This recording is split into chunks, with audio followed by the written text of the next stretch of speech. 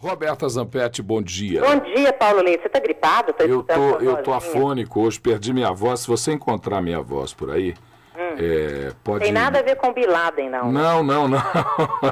Nada a ver com Bin Laden. Mas se você encontrar minha voz por aí, por favor, avise a ela que eu estou precisando muito dela para trabalhar. Roberta Zampetti, por falar nisso, eu acho que eu vou pedir um milagre para o João Paulo II, porque quem sabe ele devolve a minha voz rapidinho aqui. Ontem você assistiu a beatificação do Papa? Não, eu vi um pedaço depois. Bonito, né? 1 milhão, eu vi aí vocês falando, acho que 1 milhão de pessoas ali, lá em Roma, no Vaticano, né? Aliás, e tudo mais. Aí eu fiquei pensando, meu Deus, será que os milagres existem mesmo? Que é uma coisa que nos acompanha, o ser humano, e causa, né, uma coisa tão estranha, porque é o seguinte, ele foi beatificado porque ele foi comprovado, um milagre dele foi a cura da irmã Marie, que é uma religiosa francesa, e ela sofria de mal de Parkinson.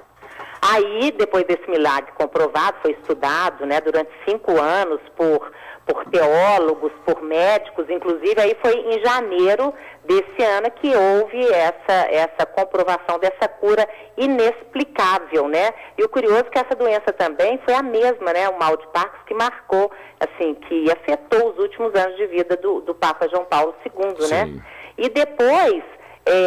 a irmã, ela disse o seguinte, que ela pediu para ele, fez o pedido, foi dormir, quando acordou, Paulo Leite, não tinha dor nenhuma, as mãos não estavam tremendo mais, e ela voltou a escrever normalmente, coisa já que ela não podia fazer. Curioso também que o dia de João Paulo II, ele poderá, né, ser festejado todos os dias 22 de outubro, mas apenas na Itália e na Polônia. Engraçado, né? As autoridades religiosas não concederam ao Papa o culto universal, ou seja, a adoração em todas as igrejas do mundo, como ocorre com todos os santos, né?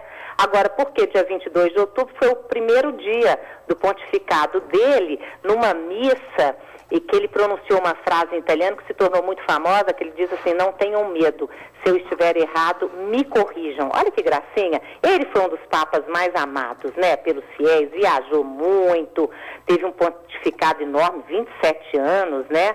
E agora, beato para a Igreja Católica é uma pessoa falecida, que morreu, que mediante o processo de beatificação pode ser venerada em público. Ser proclamado beato é o terceiro passo no caminho da canonização. Sim. Interessante, né? O primeiro é servo de Deus, o segundo venerável, o terceiro beato e o quarto santo. Agora, para ser santo, Paulo Leite, precisa de comprovar 2 milagres. Como foi comprovado só um até agora, vamos ver, né? Agora, voltando aos milagres... Sim.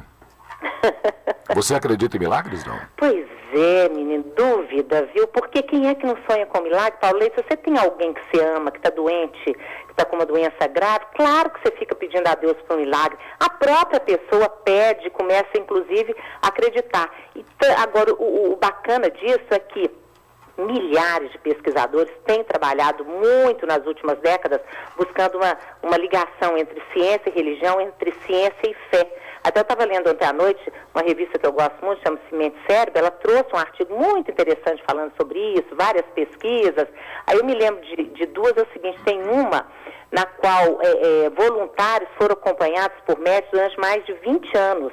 Aí essa pesquisa mostrou, por exemplo, que a crença em uma força maior, né, em Deus, que for, né, pode sim estar relacionada à melhora da saúde, à longevidade. Agora, nem sempre essa associação ela é tão linear, né? Porque, segundo um outro estudo, pacientes cardíacos que sabiam que devotos rezavam, né, por eles, ficavam mais ansiosos e apresentavam mais complicações pós-operatórias que doentes nas mesmas condições que não tinham essa informação, né? Agora, ao mesmo tempo, casos raros do desaparecimento de sintomas de uma forma inexplicável, o caso da freira, a gente sabe que mal de Parkinson, né?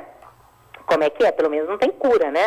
Então, esses casos intrigam os especialistas e nos leva aí, eu estava pensando, nos leva a pensar, Paulo Leite, que existe muito mais coisa entre o céu e a terra que a nossa vã filosofia, né, não? Roberta, Carol Duca, que trabalha conosco aqui, me passou agora aqui via Facebook a seguinte observação: um milagre só depende da força de quem acredita. Se você acredita muito no milagre, claro que é possível. Com certeza. Não, inclusive, bacana é que a ciência, se você pergunta assim, milagre existe? Até pouquíssimo tempo a ciência ia falar, não. Hoje, muitos cientistas já falam, talvez. Porque um exemplo, né?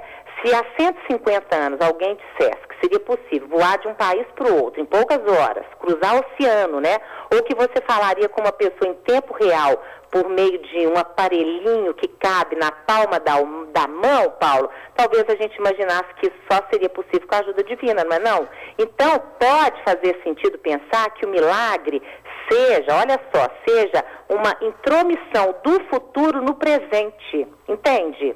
Sim. O certo é que muitos especialistas têm se empenhado tanto, né, em entender por que razão, em alguns poucos casos, a capacidade de recuperar de doenças graves desafia o nosso conhecimento, né? Em que medida a emoção e o cérebro participam desse processo. Quer dizer, a gente não tem resposta, mas fica essa dúvida que mexe tanto, né? Comigo mexe demais, porque eu conheço vários casos que a fé, assim, sabe, move, né, montanhas e tudo mais, né? E aí, tá aí o caso do Papa para a gente poder pensar e refletir nisso. Olha, eu não vou dizer para você que acredito radicalmente que eles possam acontecer, mas como naquele velho e bom ditado espanhol, não acredito em bruxas, mas que elas existem, eu também posso dizer para você que não estou convencido que existem milagres, mas prefiro acreditar que eles existem porque um dia posso me beneficiar deles. Ah, pois é. Ó, eu estou num ponto da minha vida, Paulo Leite, que eu não desprezo absolutamente nada. Perfeito, Roberta Zampetti conversou conosco nessa segunda-feira, dia 2 de maio, sobre bem-estar aqui na Band News FM. Isso, Roberta. bom dia para você, melhor, tá? Obrigado. Beijo. Beijo, tchau.